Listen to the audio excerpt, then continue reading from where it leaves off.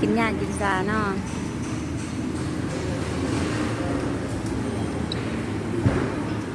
ก็คุ้มค่าก็จะได้ไอ้หอยโอ้หน้าเราก็คือหอยเลยเนาะขมเมลเนี่ยขมเมลเนี่ยพุงออกขมเมลทองนะ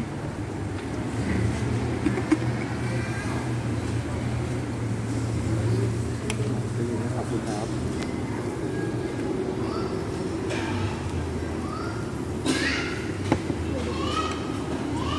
โอ้ยกินหอด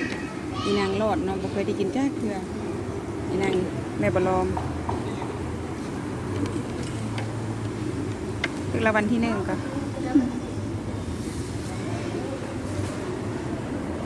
อ่ะมึงคนแกะหอยในจากบ้านผู้ชายกู